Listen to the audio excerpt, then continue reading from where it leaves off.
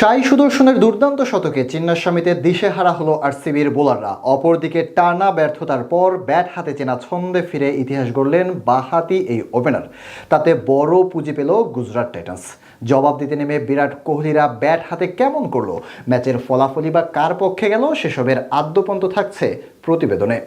আগের ম্যাচে মুম্বাই ইন্ডিয়ান্সের কাছে লজ্জাজনক পরাজয়ের পর শুক্রবার রয়্যাল চ্যালেঞ্জার্স বেঙ্গালুরুর বিপক্ষে প্রত্যাবর্তনের লক্ষ্যে মাঠে নামে গুজরাট টাইটান্স। এদিন ঘরের মাঠ চিন্নাস্বামী স্টেডিয়ামে টস জিতে প্রথমে ফিল্ডিংয়ের সিদ্ধান্ত নেয় আরসিবি। আর ব্যাটিংয়ে নেমে শুরুটা সাবধানী হলেও সময় গড়ার সাথে সাথে আক্রমণাত্মক রূপ ধারণ করেন গুজরাট টাইটান্সের দুই ওপেনার। পাওয়ার প্লেতে 6 ওভারে বিনা উইকেটে 57 রান তোলে শুভমান গিল ও সাই সুদর্শন।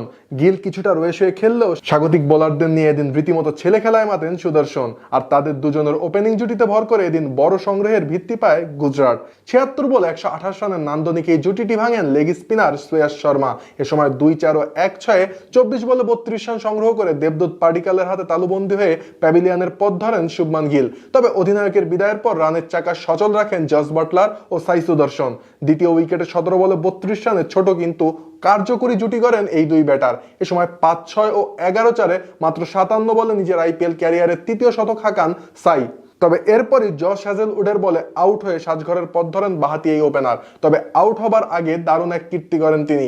মাত্র 47 ইনিংসে আইপিএলে 2000 রান সংগ্রহ করেন 24 বছর বয়সী এই ব্যাটার। ইনিংসের বিচারে যা টুর্নামেন্টের ইতিহাসে দ্রুততম। আর এই রেকর্ড গড়ার পথে সাই সুদর্শন ভাঙেন ইউনিভার্স বস খ্যাত ক্রিস গেইলের রেকর্ড, যিনি মাত্র 48 ইনিংসে আইপিএলে 2000 রানের মাইল ফলক স্পর্শ করেন। এরপর দলীয় 177 রানে বাটলারের উইকেটটি হারায় গুজরাট।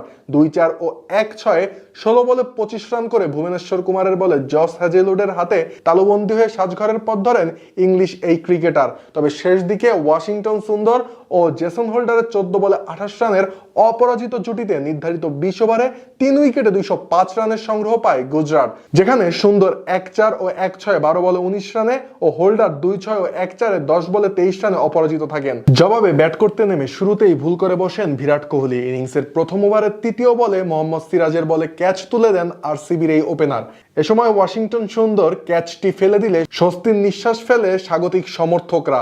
তবে ইনিংসের তৃতীয় ওভারে সিরাজের বলে জ্যাকব বেথেলের ক্যাচ তালুবন্দী করতে ভুল করেননি শাহরুখ খান।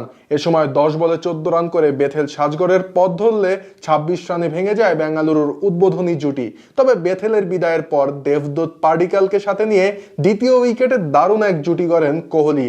আর সেই জুটির উপর ভর করেই নান্দনিক ব্যাটিংয়ে 206 রানের বড় লক্ষ্য তাড়া করে আসরে পঞ্চম জয় তুলে নেয় বর্তমান চ্যাম্পিয়নরা। ফলে 7 ম্যাচে 10 পয়েন্ট নিয়ে নেট রান রেটে এগিয়ে থেকে রাজস্থানকে টপকে পয়েন্ট টেবিলের দ্বিতীয় স্থান দখল করে নেয় আরসিবি।